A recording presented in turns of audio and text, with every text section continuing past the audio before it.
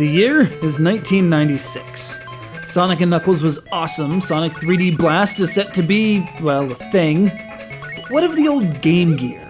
It's still toting around an old 8-bit processor. Keep in mind, the N64 had released just a couple months before. Don't tell it that.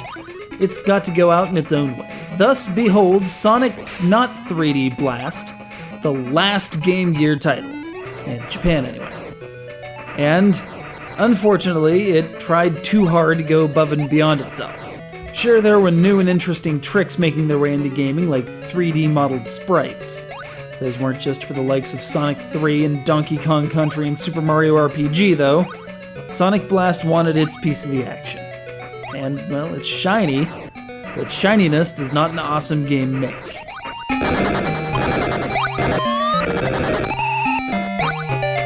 Let's get this clear. This is as close to the modern Sonic console experience as the Game Gear would ever get.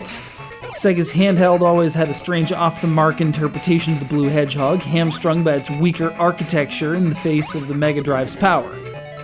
Sonic Blast, though, does everything in its power to bridge this divide.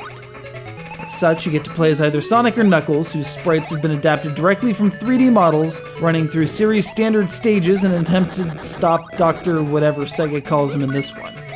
I've lost track completely. Anyway, while it's a brilliant attempt at pushing the power of the Game Gear to the absolute limits, that ambition comes at a rather drastic cost. Sure, the sprites are huge and detailed, but as the Game Boy Mega Man series can show you, and as Mega Man and Bass made abundantly clear, when sprites get larger, the rest of the game is usually made to suffer. You're losing context as the ratio of your dude to everything you can see increases. And in the case of a platformer, especially one where speed is of such a concern, losing that context usually means you're going to be face-planting walls quite often. A drastic change, such as the inclusion of huge sprites and all the spin-dashing action you can expect from a Genesis Sonic game, begs for a certain kind of level design. Unfortunately, that's not what you're gonna get. The color-themed zones run through your standard gamut of green hill, water, volcano, and even an unfortunately vertical desert zone, which makes me think that they didn't realize that Sandopolis was the most annoying thing ever. Hidden throughout these areas are giant rings that take you to the obligatory bonus stages, in which the 5, and yes, there are only 5 this time, Chaos Emeralds can be obtained. These stages, they look like Sonic 3 in that you're on a giant checkered ball running. They play like Sonic 2 in that you've got to grab a certain number of rings and you're limited to running in one direction. Mix them together though, and well, it doesn't work all that well. Especially since you're completely devoid of depth perception at this angle, so you can't really tell where that ring above you is in relation to your current position. Woefully frustrating.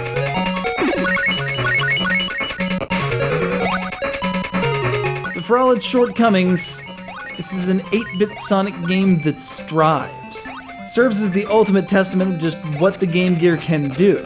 Aside from a little bit of sprite flicker at times, the game itself, design decisions notwithstanding, holds up commendably.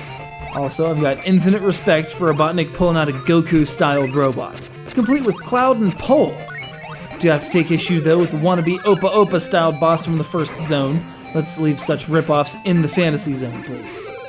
We've got serious hedgehog business to attend to here.